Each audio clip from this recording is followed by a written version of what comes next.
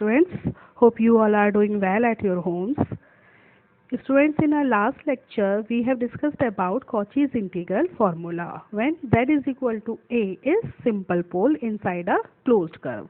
In continuation of that lecture, our today's topic is again Cauchy's integral formula, but this is for the derivative of an analytic function. Derivative of analytic function, अब क्या difference मिलेगा आपको? Last lecture जो आपने attend किया Cauchy's integral formula, वहाँ पे जितने भी पोल्स थे सब सिंपल पोल्स थे. अब सिंपल पोल ना होके पोल मिलेंगे आपको रिपीटेड, या फिर हम कहते हैं उसको पोल्स ऑफ ऑर्डर n. तो सबसे पहले फार्मूला चेक करते हैं. डेरिवेटिव्स अगर है तो उसका फार्मूला फाइंड करने के लिए इंटीग्रेशन क्या होगा. Then here is Cauchy's integral formula for the higher order derivative of an analytic function. So if a function f z be analytic in a domain D, then if we have derivatives of all orders, all of which again analytic function in D, then n time differentiation of f z when z is replaced by z naught is equal to n factorial upon 2 pi I integration of f z upon z minus z naught to the power n plus 1 dz, where C may be any closed contour in a domain D surrounding the point z is equal to z naught. Surrounding the point का मतलब अब ये point inside a closed curve होगा. तो as a formula हम इसको कैसे use करेंगे? हमें पूछा जाएगा integration of F Z upon Z minus Z naught to the power n plus 1 d z का.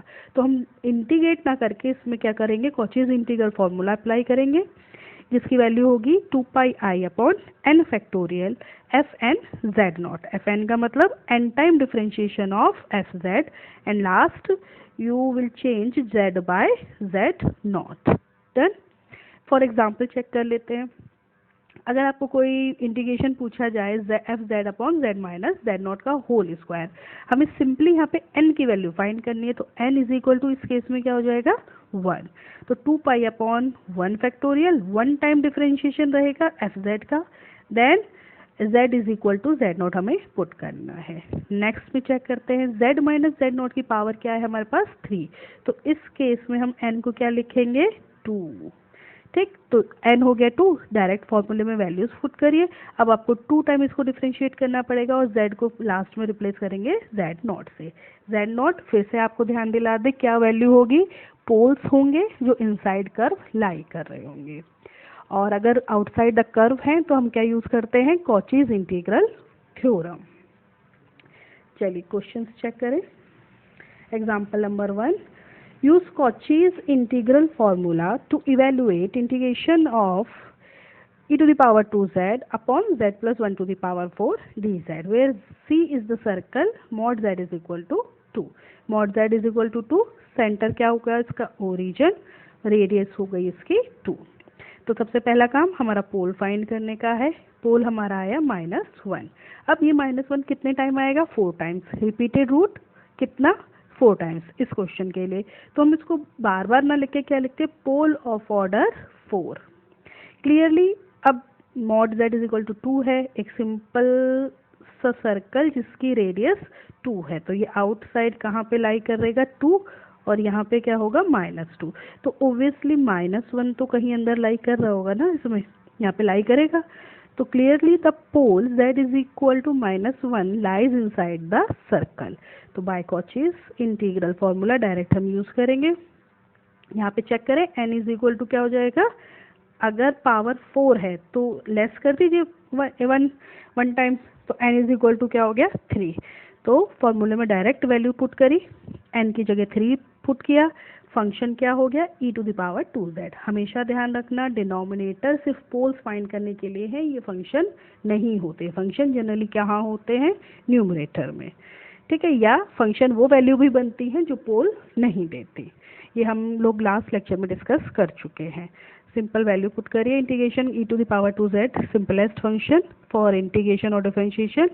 लास्ट में वैल्यू पुट करनी है पोल की, यानी z is equal to -1. Answer आया 8 pi I upon 3 e to the power 2. चलिए next example. Example number 2. Use Cauchy's integral formula to evaluate integration of z minus 1 upon z plus 1 का whole square and z minus 2 dz where c is the circle mod z minus i is equal to 2। ठीक, तो थोड़ा सा question यहाँ पे double type हो गया, कोई बात नहीं। हाँ, थोड़ा सा इसमें जो कर्व है c जो है वो थोड़ा चेंज है, तो चेक करते हैं। यहाँ पे पहले पोल फाइंड कर ले हम लोग। तो z की वैल्यू आई -1, जो -1 आएगी कितनी बार आएगी? 2 बार। उसको या लिखिए पोल ऑफ ऑर्डर 2 या फिर उसको लिखिए डबल पोल। नेक्स्ट वैल्यू क्या है? z is equal to 2 single time i, इसको बोलते हैं हम simple pole. The given curve is a circle. अब इस सर्कल को जरा बताइए, इसका सेंटर क्या होगा? 0 and 1, रेडियस इसकी होगी 2। Clearly only one pole z is equal to -1 lies inside the curve. कैसे पता चला हमें? अब यहाँ पे चेक करो, z की जितनी भी वैल्यू है वो कहाँ पे है? रियल एक्सिस पे है। ठीक, रियल एक्सिस यानी कि रियल वैल्यूज हैं, यानी x पे लाई कर रही होंगी। अब हमें करना क्या होगा? ये वाली वैल्यूज हमें फाइंड करनी होगी x एक्सिस पे जो वैल्यू लाई करे। सेंटर हमारा 0 1 है तो यहाँ पे लाई करेगा। रेडियस हमें गिवन है, पाइथागोरस से हम ये पॉइंट्स फाइंड कर सकते हैं। तो आपने लास्ट वैल्यू चेक करी √3 एंड 0, तो यहाँ पे भी आ जाएगी √3 माइनस का और 0 वैल्यू आएगी। तो अब आप चेक करिए, क्या 2 इसके इनसाइड होगा? √3 की वैल्यू चेक करिए, √3 के अंदर 2 लाई नहीं करेगा, लेकिन -1 लाई कर जाएगा, करेगा। यहाँ पे लाई कर, तो सिर्फ सिंगल पोल कौन सा वाला? z प्लस 1 का होल स्क्वायर लाई कर रहा है कर्व के। तो जो दूसरी वैल्यू है z माइनस 2, हम इसको एज अ फंक्शन यूज करेंगे। कैसे? इस तरह से आप इसको इंटीग्रेट करिए, z minus 1 upon z plus 1 का होल स्क्वायर। तो z माइनस 1 क्योंकि पोल दे रहा है तो इसको तो हम लिखेंगे डिनोमिनेटर में, बाकी सारी वैल्यूज हमारी फंक्शन बन जाएंगी। तो अगर यहाँ पे n चेक करो तो n यहाँ पे क्या हो जाएगा? 1 हो जाएगा। फॉर्मूले में वैल्यू पुट करिए, ये आया आपका आंसर -2πi अपॉन 9। ठीक, चलिए question number 3। Simple last question थोड़ा इंपॉर्टेंट था, उसको देखिएगा, क्योंकि सर्कल बन रहा है, सर्कल का सेंटर बन रहा है इमेजनरी पे, लेकिन पोल्स आ रहे हैं आपके एक्स एक्सिस यानी रियल एक्सिस पे। तो थोड़ा उसको ध्यान से एक बार और करिएगा। नेक्स्ट एग्जांपल चेक करते हैं। Use Cauchy's integral formula to evaluate e to the power z upon z square plus pi square का whole square where C is the circle mod z is equal to 1। इस type के circle सबसे easiest circle है जिसमें origin centre जो है origin पे है और एक सिंगल रेडियस रियल एक्सिस पे गिवन है। चलिए अब फाइंड करना है इसका पोल। तो z is equal to plus minus I आया, पाई और आई आया। पाई आई दोनों ही कितनी बार आएंगे? क्योंकि पावर 2 है तो प्लस पाई आई भी 2 टाइम्स आएगा, माइनस पाई आई भी 2 टाइम्स आएगा। तो हम इसको चाहो तो अलग अलग लिख लो, चाहो तो एक साथ लिख लो। Plus pi I is a double pole. तो गिवन कर 4 सर्कल है, पाई की वैल्यू आप रख लीजिए 22/7 करके। तो वैल्यू क्या आएगी? क्लियरली सर्कल एनक्लोज बोथ पोल। अब दोनों पोल तो इनसाइड हैं, ठीक है, लेकिन हमारे पास फॉर्मूला लीनियर फैक्टर की पावर कर सकते हो आप, z plus a to the power n plus 1 हो सकती है, पर z square plus a square का नहीं हो सकता। तो वही जैसे हमने लास्ट में यूज़ किया था, इसको लीनियर फैक्टर में पहले चेंज कर लिया। तो देखिए यहाँ क्योंकि दोनों ही पोल हैं तो एक बार एक पोल लीजिएगा डिनोमिनेटर में और दूसरे को फंक्शन बनाएंगे।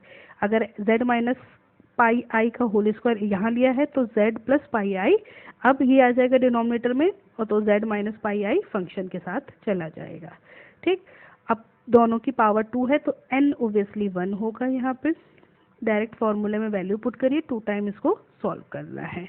आंसर आया हमारा pi I upon pi. Next question check करते हैं।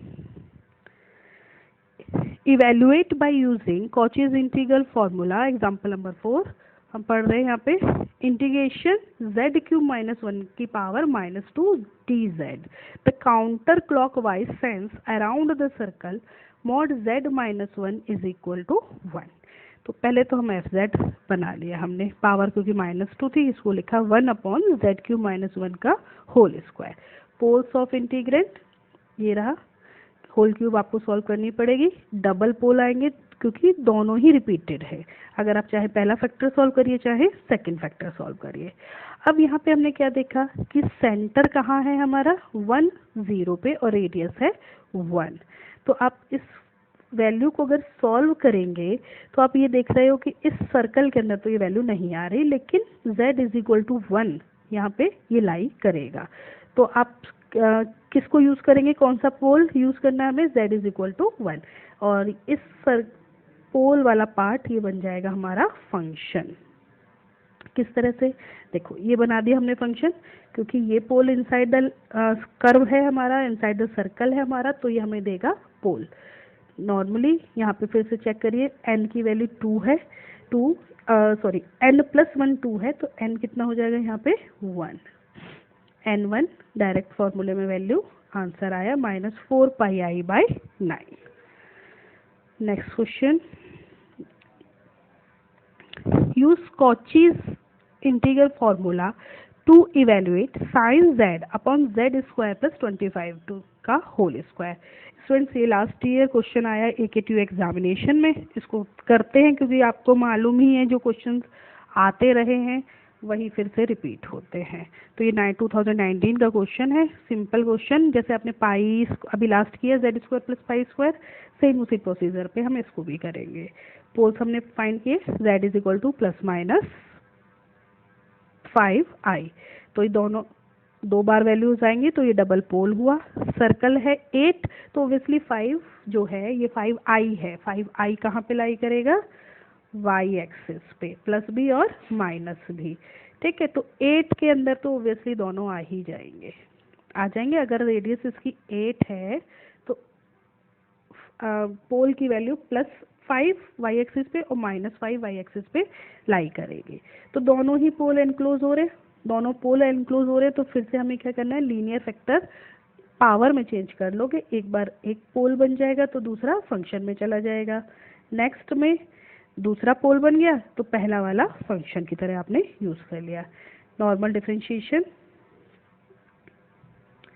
डिफरेंशिएशन के बाद फर्स्ट इंटीग्रेशन में वैल्यू क्या रखोगे z की 5i, सेकेंड इंटीग्रेशन में वैल्यू रखी जाएगी -5i। तो सिंपल कैलकुलेशन के बाद इसको सॉल्व करने पे आंसर आया ये। ठीक स्टूडेंट्स, ये सफिशिएंट क्वेश्चंस है आपके कॉन्सेप्ट क्लियर करने के लिए। इसके बाद नेक्स्ट टॉपिक जो हमें कवर करना है वो है power series presentation of analytic function. Next video में उसको हम डिस्कस करेंगे। तब तक आप इसकी प्रैक्टिस करिए। Take care, good luck for your examination.